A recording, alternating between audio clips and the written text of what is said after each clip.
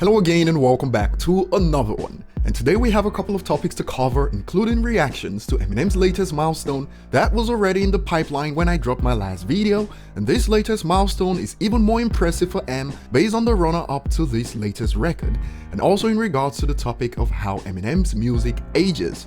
As we dive in, if you're here for the first time, hit the subscribe button, turn on notifications, and find me on social media at ETLifestyle_web, and don't forget to hit the like button if you enjoy content like this. So Lose Yourself just hit 1 billion streams on Spotify, and this becomes Eminem's first song on the platform to do so, but as with most records for Eminem, a first for him is usually a record for the genre, and the icing on the cake is that Lose Yourself predates the platform. It sets the hip-hop record for the decade, becoming the first hip-hop song from the 2000s to hit 1 billion streams, and narrowly missed the record for first song across all genres in the decade to hit a billion to Jason Mraz's I'm Yours. In fact, as of April this year, it was still ahead of I'm Yours, and I have my theories.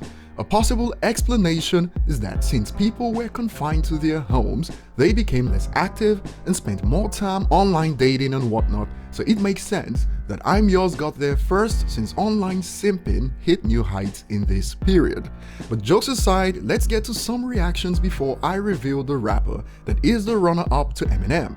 A user reacted dropping some facts. Imagine what it would be like to dominate the era of pure and digital sales and then the crunch of streaming.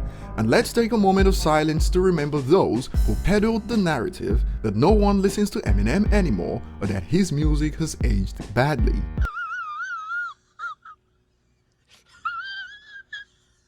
I'll objectively show you just how much his music aged quote-unquote badly in a few moments, but here's some more reactions to the news. A user draws our attention back to the narrative, but apparently his music aged horribly.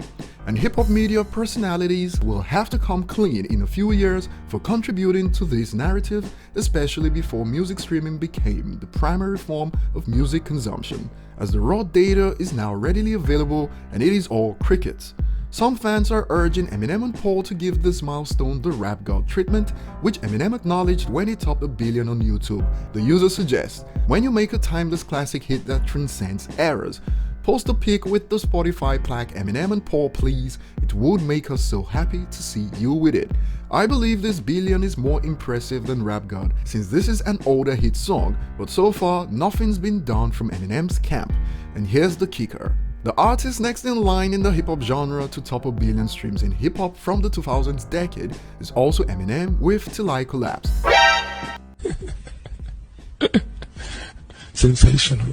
That became the second hip-hop song from the 2000s to cross 900 million streams on the platform, and it is on its way to a billion, 200 million more than the next hip-hop song in line, which is Stronger by Kanye West that released in 2007.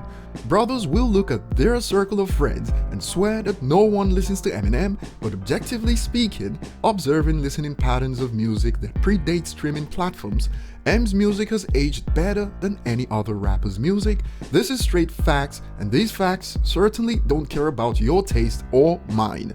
Before we head to the next topic, I'd like to point out that Eminem has been nominated by the ARIA for Best International Artist of 2020, and fans are asked to vote at this link. And that makes it 2 active awards for Eminem at this point where fans are required to vote. The other one is the EMAs for Best Hip Hop.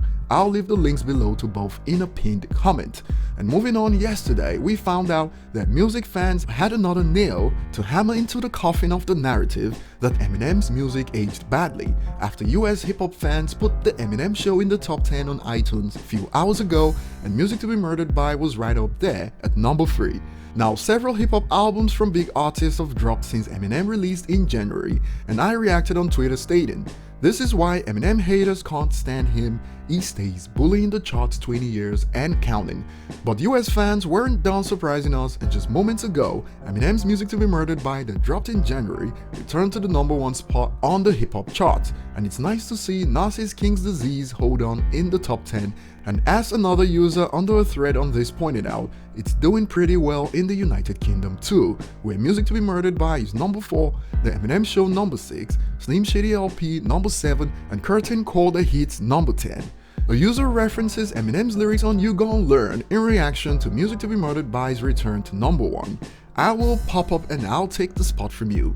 And the first artist to learn this fact was Halsey, who lost her #1 debut spot despite aggressive album bundles and promo leading up to her album release that lost to Eminem's surprise album just months after she compared her sales to Eminem's in a tweet. Comment below and see you on the next one.